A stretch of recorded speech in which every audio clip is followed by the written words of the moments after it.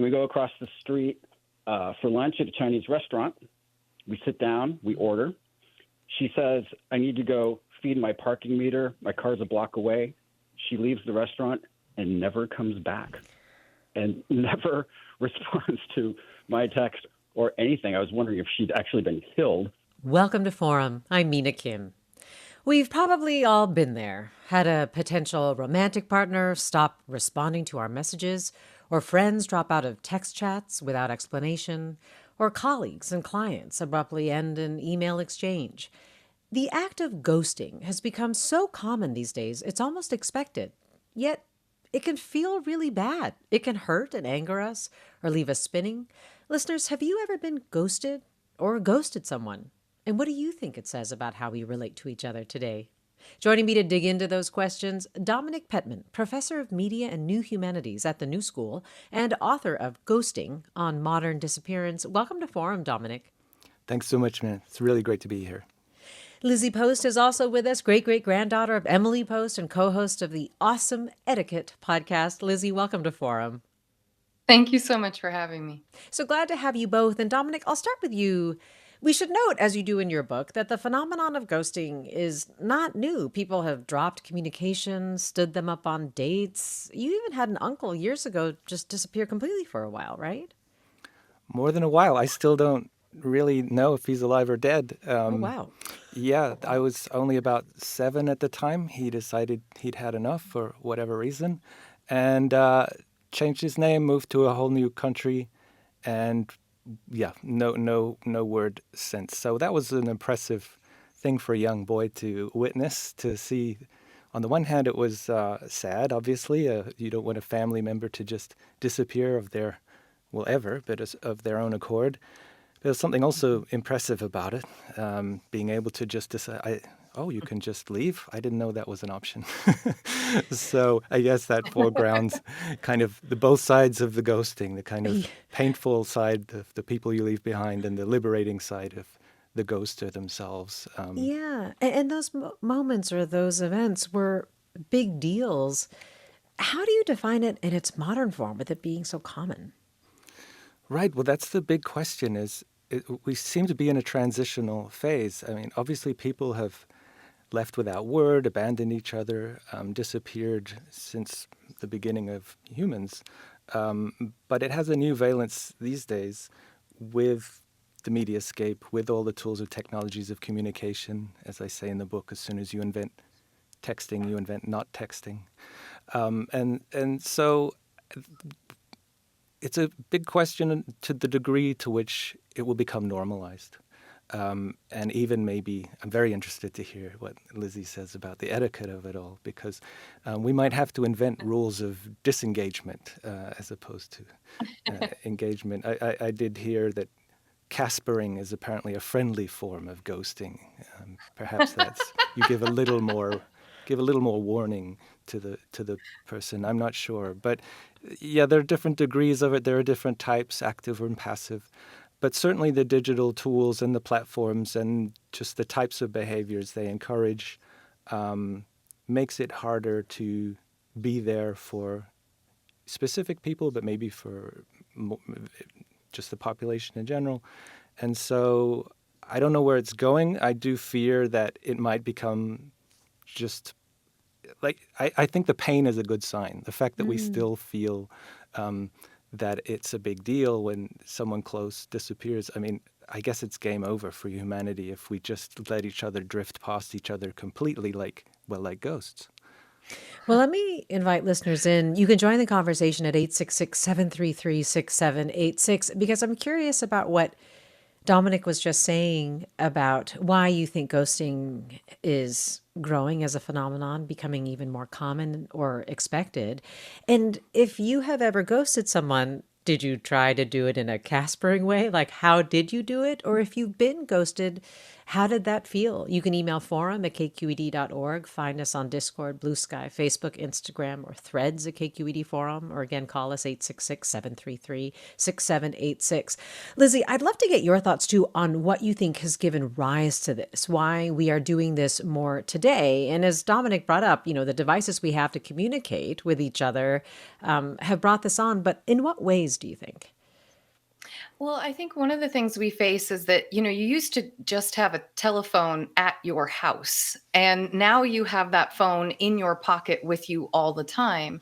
And the idea that someone could reach you any old time of day, no matter what you're up to, whether it's a convenient time for you to respond or not, I think has led to us understanding a bit more that it could take someone a little bit to get back to you, that I might not have texted at an opportune time. I think depending on the relationship that you have with that person, a big old question mark starts to form in your mind the longer that the ghosting has happened or longer that the non-response has taken. And I think a lot of us, it's that wonderful word busy that pops up everywhere. We feel busy. We don't always feel like we have that moment to reply correctly or to get all our ducks in a row to reply with the information needed. And so that lag time is something we're both more familiar with. And I think that really leads to us being a bit more forgiving about ghosting. But when it then happens in that hurtful way, not that just kind of passive, oh, they didn't get back to me within 24 hours, that's okay, but they did finally get back to me. Or when they get back to you, but they've ignored the thing that you've actually that they were responding to and just said something else entirely. I think we start to question, was it something I said? Was it something I did? What was it about that text? Did they just miss it? I don't know. Do you really just miss things in your phone? It starts to bring up so many insecurities. And I think that's where we can use our behavior to try to soften some of those insecurities, acknowledge the thing that we missed, not just leave it there hanging, but be a little more proactive about it. Yeah. Actually, Dominic, you have noted that even though sometimes the attempt at ghosting is to do a quick, clean break, that actually the person who's been ghosted can really spin on it longer because there's no real closure in disappearance. Yes, like it can be social purgatory in a way. Yeah, that's a good term.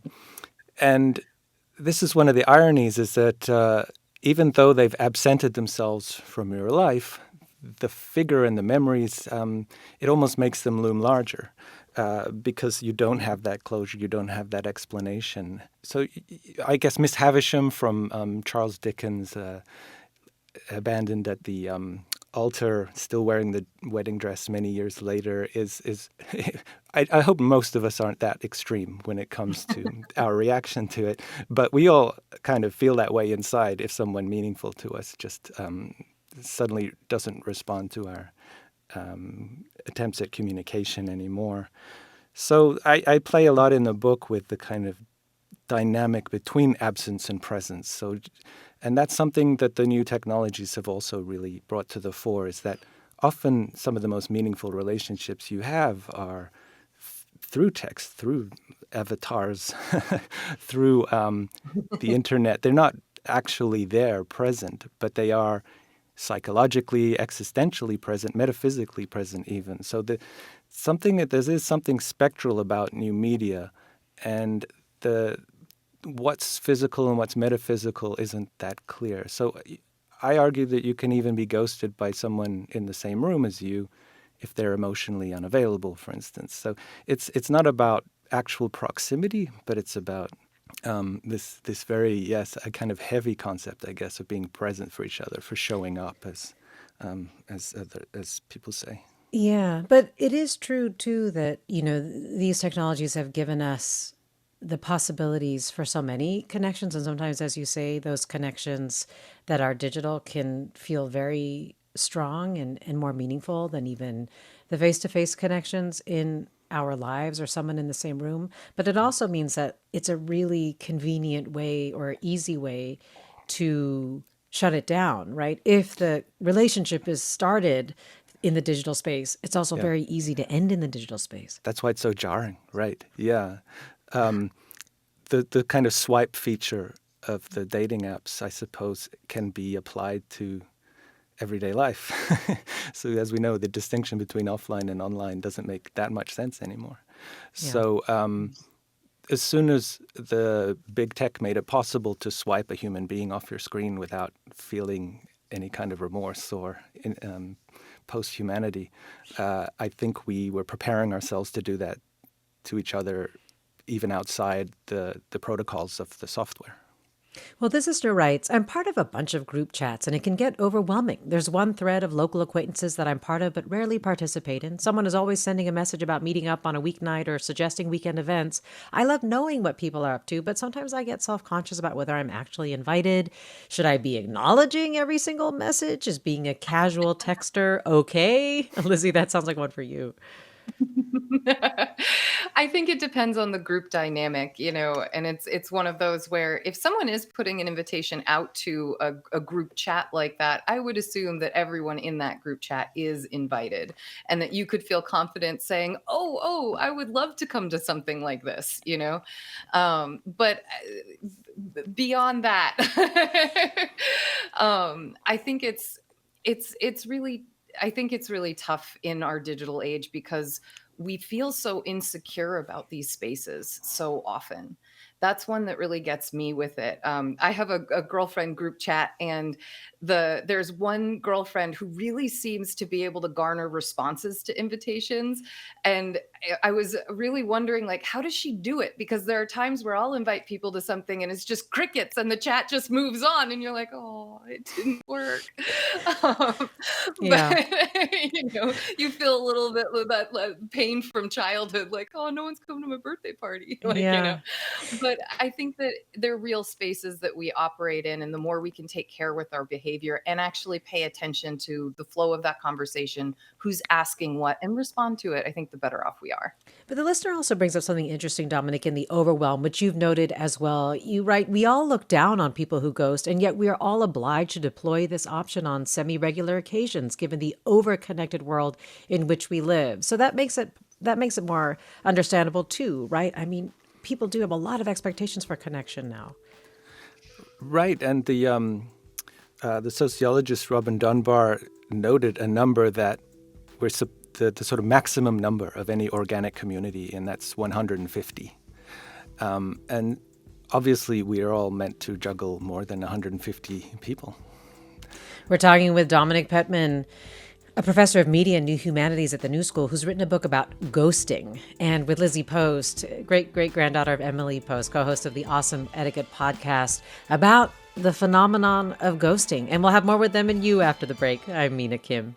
Welcome back to Forum. I'm Mina Kim. We're talking about ghosting this hour, the abrupt end of communication that many of us have experienced, whether it's a date who drops off the map or a client who never replies to your emails, maybe even that moment when you've glanced at a parent or friend's text message and forgot to text back for a while.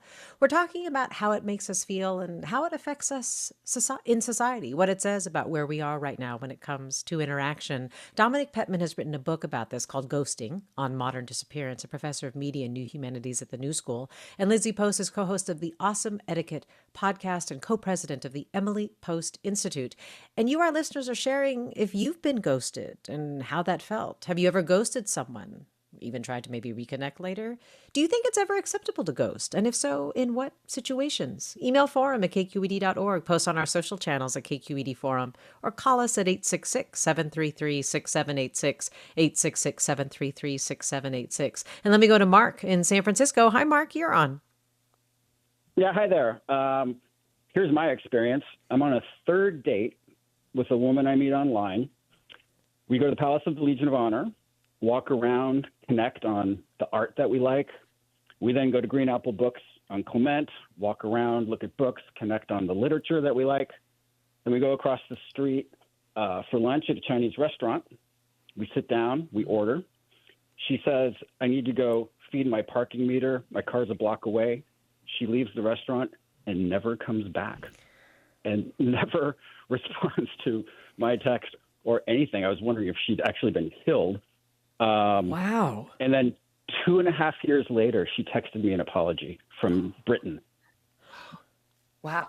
Do you mind, Mark, if I ask you, how it made you feel to get that text 2.5 years later? Like, did it make you feel better? It actually didn't, to be perfectly honest. I mean, it just was, a texted apology from 7,000 miles away. Didn't actually heal the wound necessarily, but I guess I'm glad I got it. But yeah, it felt bad at the Yeah. time. The apology didn't help too much. Maybe it helped a little bit. Well, Mark, thank you so much for sharing that. And I'm really sorry to hear that that happened to you, 2.5 years ago. Dominic, so, I wanted to ask you about what you feel like are thinking that we could, in Mark's case, like physically ghost someone like this. What that's indicative of in our society. Yeah, there was a different sociologist called Zygmunt Bauman who wrote about liquid modernity, arguing that all our physical bonds are starting to dissolve. And he even wrote an update called Liquid Love. And I suppose, it is this idea that there's just so many options now that with the menus of, as we said, we have so many connections. And that I call it the Netflix syndrome. You spend most of your time kind of browsing and never committing to an actual show. And I think more people watch the menu of Netflix than any particular show. So I think there's something about this, the sheer dizzying potential on offer that makes us turn our own lives into a kind of shuffle button. And we're not great at being present, making the most of a moment. It's the opposite of, what was that Crosby, Stills and Nash song? If you can't be with the one you love the one you're with. Ooh, the dog saw a The ghost. dog agrees, or The dog saw a ghost. But one thing I really did want to make clear in the book is that there's a lot of things that go to psychology around this and individuality, and I think these are systemic issues, and the more we can, I know it's hard, very hard, but to take these things personally. If anyone can read my book and then feel like understand that this is a holistic social problem, it's not. Then maybe we don't second guess so much and become insecure, as Lizzie was talking, and think it's a reflection of us as a person, as an individual. It's more a symptom of the way that we're asked to relate to each other now, which is kind of impossible, as just interfacing with thousands of human beings in a weekly basis, and then trying to yes. be there for all of them. Do you think, sort of the watered down effect that can happen with digital relationships has decreased our sort of sense of social responsibility to each other, the responsibility to engage or interact in ways that are more meaningful? Well, yes, and I'm going to do that annoying professor thing and say yes and no. Because I think people are making all sorts of great commitments and finding causes and connections thanks to social media. So I don't want to be fully nostalgic about how wonderful things were pre the internet and how people were there for each other. I start the book with that popular film from a few years ago, The Banshees of Inisherin, because it's about a very small organic community, and one person gets fed up with his best friend and says, "I don't want to talk to you anymore," even though there's only one pub in the whole county. So I do think we need to relearn attention. Like the social media and things have turned us all into squirrels, and that's not good for paying sustained, nourishing attention to our projects, our collaborators, our loved ones. So it's the whole world is designed to, frack our attention, and I think it seems to be much more about quantity over quality. Which, yeah. Lizzie, Mark brought up something else that I wanted to explore with you, which is sometimes an apology or an acknowledgement of something. I mean, in his case, it was 2.5 years later, so that was a pretty significant amount of time.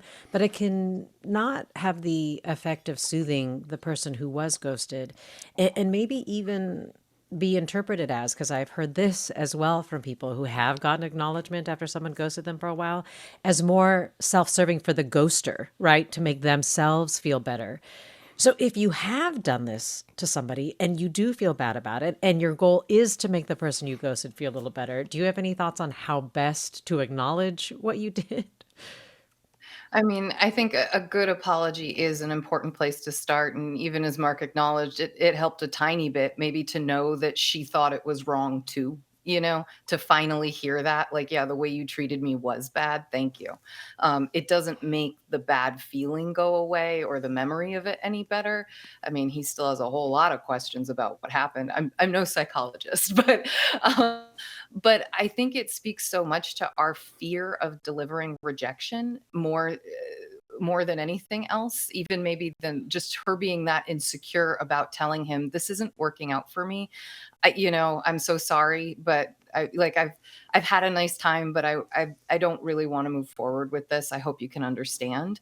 Those kinds of things we seem to have such a hard time delivering, and I think that Dominic brings it up well when we've been conditioned to just swipe the other direction, and quietly let someone go without them even knowing. When you're actually engaging with another person, that's not polite. Like, you do, I think, have a social obligation to deliver that. I'm sorry, this isn't working for me. I hope you can understand, and then move on from it.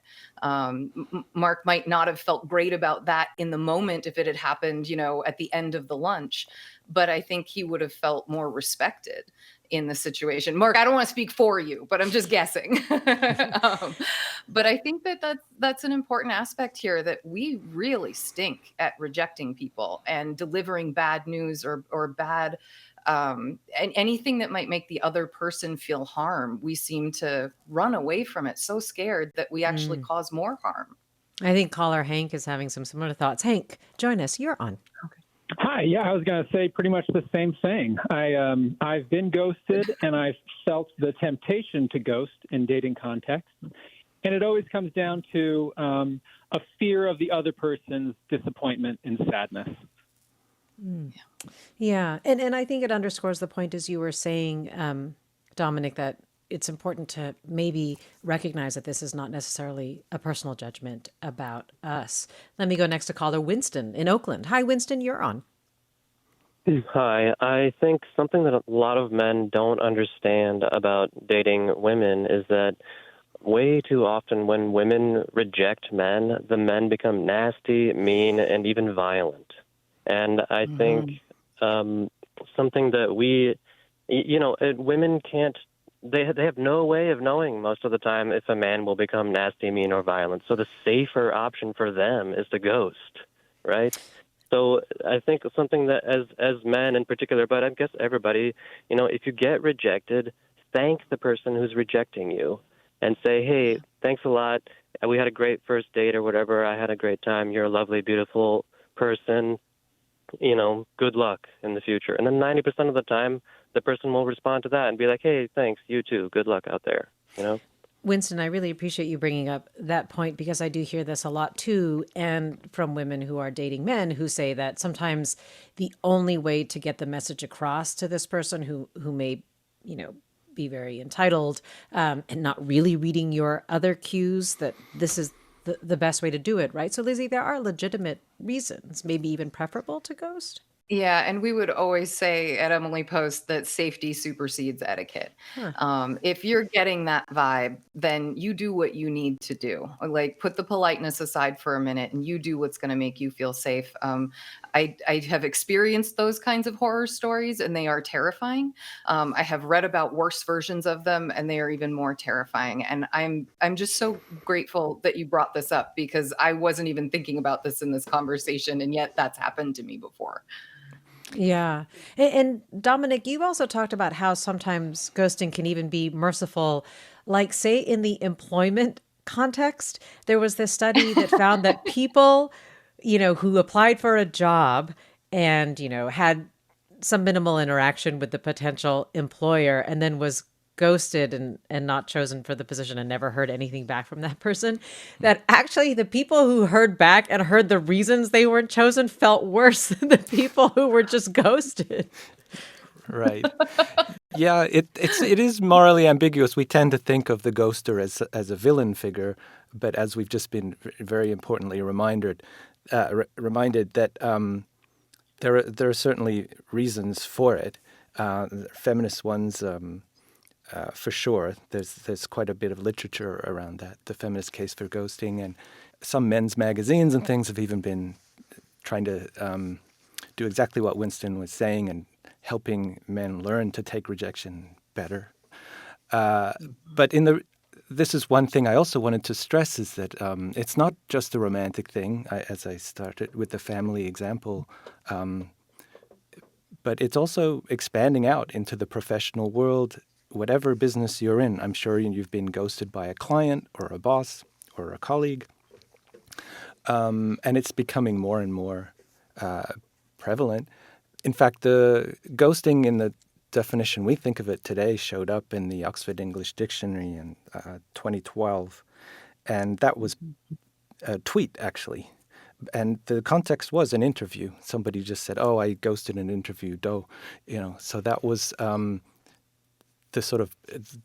the founding moment of the way we think of ghosting. In modern life. It was a business. It was a professional context, and I think also of things like ghost kitchens, ghost newspapers. There's that new sitcom about that, and how even the institutions and the places and the services that we took for granted are just kind of evaporating or leaving our favorite haunts, as it were, are ghosting us, which is ironic, I suppose.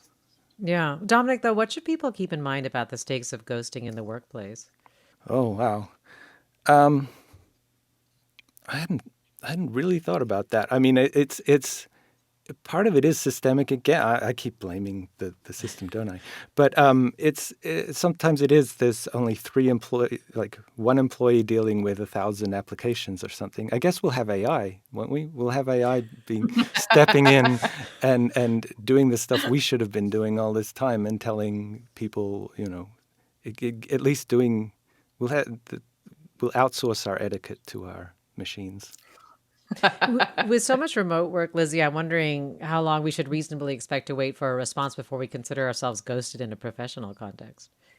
Oh, it's so tough. It really depends on the actual context of the communication, right? Something that needs to be happening this week that doesn't get a reply could fail an entire project. Other times, long-term projects that you're hoping to get off the ground might take years, and you might have anywhere from 3 to 6 months to 18 months between a communication, but it doesn't mean the project is dead. I've got one of those kicking around in my own life. And the director reached out. She said, "I just want you to know we've got meetings coming up in December. They just keep getting pushed back." It's like, hey, glad to know that's still out there. That's and useful off to to go hear, to write the yeah. column this week. You know what I mean? But I was interested to hear what Dominic said about when applicants were offered the reasons why they weren't chosen. They didn't like that. We often hear from folks that they don't want to hear silence, that a no, but maybe not a no with all the reasons why is the appropriate way for the application process to be working. The interview process. I did have one excellent anecdote from my world, the academic world, is a friend traveled across the country to chair a panel at a conference, 3 people, 8 a.m., the dreaded 8 a.m. panel, and none of the other people showed up with no warning, no explanation. And so this guy who traveled there just to chair the session just made conversation with the audience. so that was a pretty extreme one from my corner of the world. But it seems to be more and more common. The only silver lining I can think of to that is that person really learned a valuable skill how to deal with a situation. How to pivot.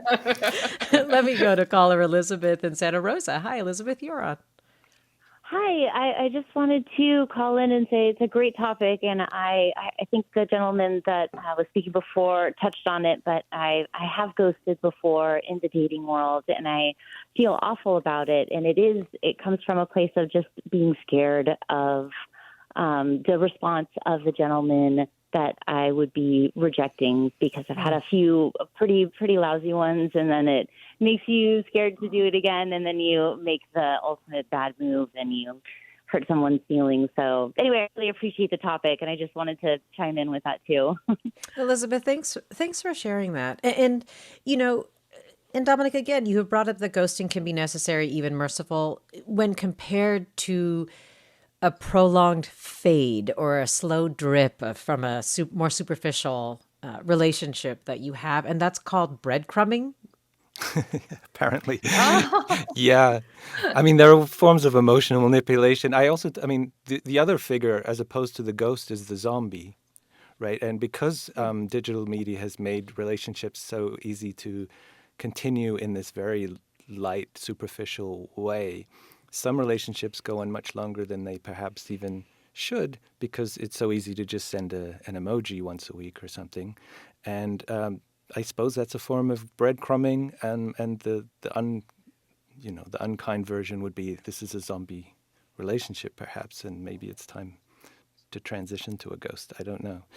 Well, this is our Discord rights. I remember several years ago, I stopped responding to a guy texting me because I wasn't interested after meeting him once. He confronted me via text, asked if I was interested and needed me to communicate so he wouldn't waste his time. I responded and was embarrassed that my spineless attempt to disappear was so obviously immature. We're talking about ghosting, how to handle it, how it feels, and what it says about how we relate to each other these days that ghosting has almost come to be expected. We're talking about it with Dominic Pettman and Lizzie Post, and with you, our listeners, more after the break. I'm Mina Kim. You're listening to Forum.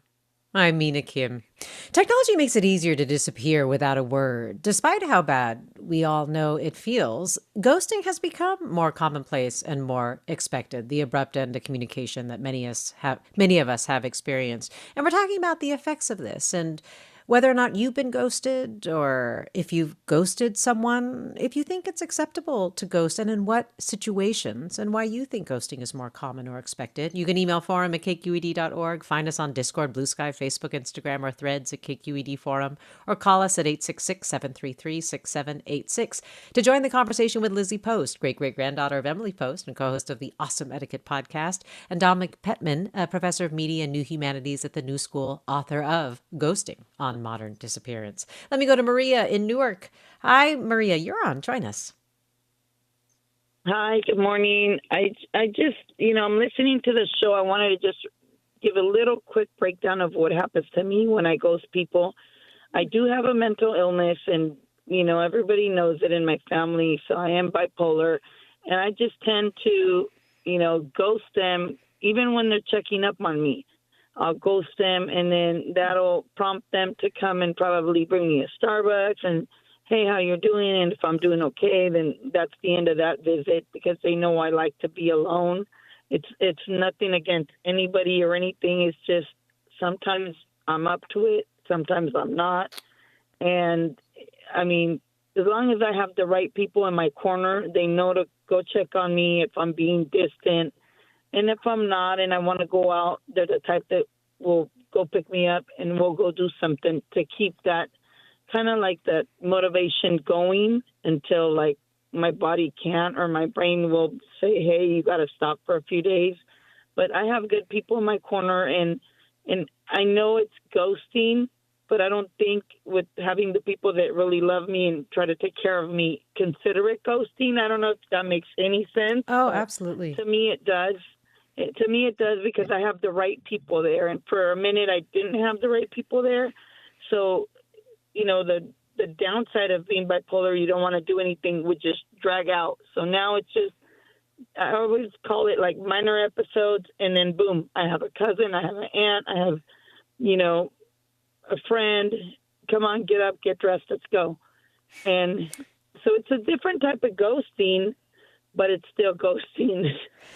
Well, Maria, I so appreciate you telling us that story. And it also underscores, Lizzie, what Dominic was saying earlier about, we don't always know the reasons that it's happening. And oftentimes it's really not about the person who's being ghosted themselves. So extending some empathy, or at least the benefit of the doubt, to those who disappear on us. Exactly. Sometimes it's just done subconsciously. It's not like, oh, this morning I'm going to be mean. It just it happens. Maria, And thanks. I really appreciate it. And thank Lizzie, you what do for you think having me. about that? Thank you for calling. Just in terms of I how think we can try to reframe it for ourselves when we're ghosted and feeling some of the things that we were describing earlier in the show about how painful it can be. I think that what the caller brings up is so relatable. Even if you're not experiencing it from a mental health standpoint, we can all have times where we're feeling, very overwhelmed and we need to withdraw. And some of us recharge our batteries by withdrawing and taking that break and stepping away. And I think it's important for the person on the other end who's in this case being, and I'm going to say quote unquote ghosted because I think it's very unintentional ghosting. It doesn't have that I'm trying to completely distance myself from you purposefully and forever feel to it. It's something that we can all be a bit more understanding about. I know I've certainly gone through times in my life where things are just overwhelming, and even when a friend reaches out to say hi, sometimes you just don't have it in you that day to respond and say, hey, yeah, thanks for checking in, here's what's going on. And I think that the reality of that is something that we need to pay attention to, be aware of ourselves in that respect. And you might even be able to say, hey, now's not a great time, but thanks for checking in. Might be like a etiquette solution to it. But I think on the other end of it, the person receiving sort of the ghosted experience, to not make assumptions. We all know that great adage about assuming things, and I think it's a good one Yes. to apply. If you are somebody who wants to reach out and bring it up with somebody who ghosted you, what do you think would be a good way to do that? I think you could say, hey, I just want to check in. Not sure if this ghosting is intentional or just happenstance, but was, wanted to check in. Hope you're doing well. Something like that. If you're not getting responses to very soft check ins, I think it's a good sign to just back away for a bit, give the person space and time. Either they come back or they don't. And that's it's a tough pill to swallow, but I think it's a reality of the world we live in, the way we behave today. Stephen writes, one thing that occurred to me is Christmas cards. You've sent one for years to someone who really isn't in your life any longer, so you stop. Is that ghosting, Lizzie? I think that's a fabulous question. It might be ghosting. It might also just be a part of the natural evolution of your Christmas card or your holiday card list, right? Some people drop off, some people come on. It's a little bit more about how you want to manage that particular exchange during the holiday season. It's a Another great listener writes, question, though. yeah. I went to a friend's wedding recently and had to leave before the party was over. This sparked a debate among some of my friends about whether it was better to say goodbye to the couple, calling attention to the fact that we were leaving early, or quietly slip out so as not to spoil their night.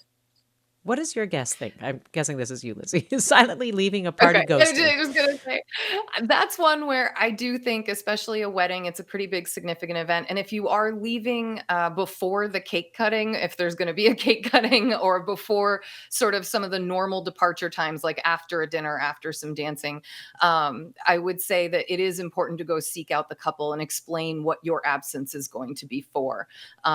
Don't do it in a big production way. This is more, if you can get to them, I would do it. If not, I would try to get to someone in the wedding party or one of their sets of parents if they're around. Just tell somebody so that you're not just Houdiniing out of that party. Andrea writes, I was caught up in a meta band wave and my Facebook and Instagram accounts were abruptly disabled. To my friends, it appeared that I ghosted everyone or blocked them. It was a really tough time for me, thinking that friends might be worried and I didn't have a way to tell them I was okay. In a way, it was like I was ghosted by all my contacts at once. That gets at a couple of things. One is, just how easily digital communication mediums can make it seem like we've ghosted them, and also what we were saying before about the unintentional ghost and how it can be interpreted. Did you want to say Sorry. I something, was going to Lizzie? say, Go ahead. I Yeah. don't have a great solution for that one because I don't know how you would communicate to everyone who you're connected to on just that platform that you are no longer able to function on that platform normally. I think that's a really hard one. I would definitely be texting my friends, who I have contact numbers for, emailing folks, getting in touch, whatever. Maybe on a different social media platform, you could let somebody know, hey, I'm no longer able to access and then list the platform. Just to help people as best you can. But that is a truly difficult situation that does not have a very easy answer. Let me go to caller Sarah in Oakland. Hi, Sarah, you're on. Hi, thanks for taking my call. Good morning. I'll try to make this quick because there's two things I wanted to say. But when my mom got into her late 60s, she started dating again. And it was terrible. She would tell me stories. One guy she met, he was drinking too much. She wanted to go, and she went to the bathroom and never came back. And 2 days later, she got like a 3-page seething letter from this guy, pretty much just being like, this is the last straw. I pay for dinner. I do all these things for women. And he was really angry. And I said, well, I guess you dodged a bullet regardless. But, Mom, you can't do that. It's called ghosting. And she's like, what? And I had to explain it to her. And on my end, I feel like I'm the person that's the sensitive one that's always like, why aren't you getting back to me? I'm more of like, I guess you could say needy. But one of the things I also want to say about technology is the read or delivered responses when you send text messages. I feel like technology shouldn't do that. Like you can either turn it off or you can see that someone read your message but didn't respond. And I feel like that's something that like either plays into it being worse or better, but I feel like it shouldn't even be there because when you see someone read something and they don't respond, then you're just like sitting there. So anyway, Thanks for taking my call.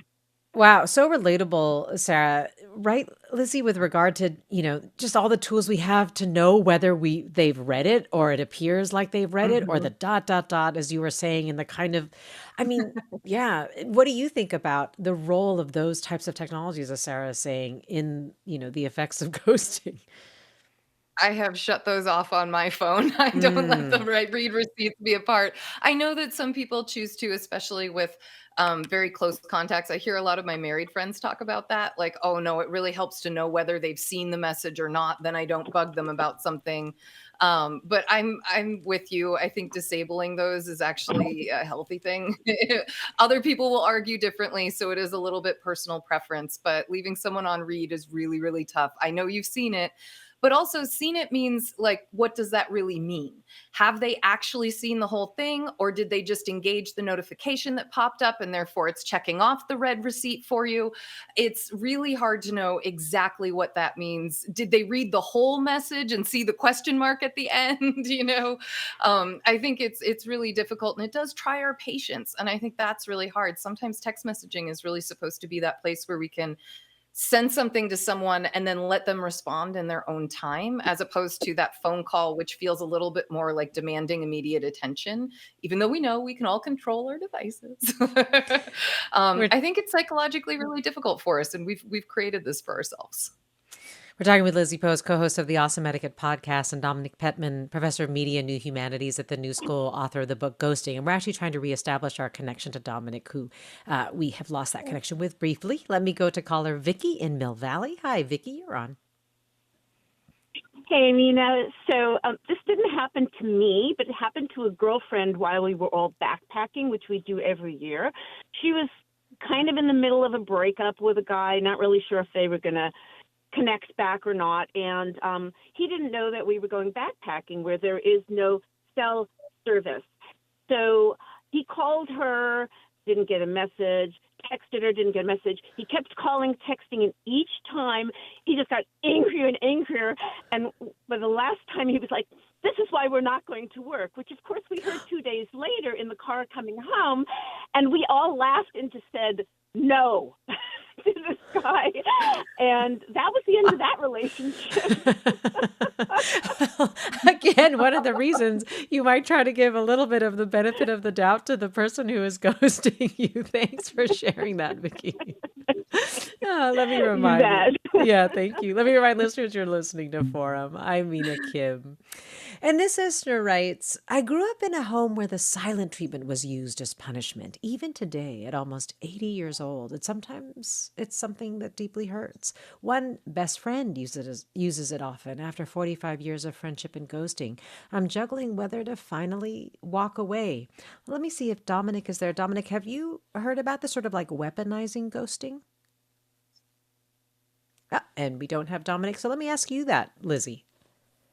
Oh, I have heard of that, using it, the silent treatment just in digital form, and I do think it's really unfortunate. I think at most the polite response would be to actually say, "Hey, I've got to take some time for myself. I'll get back to you at some point."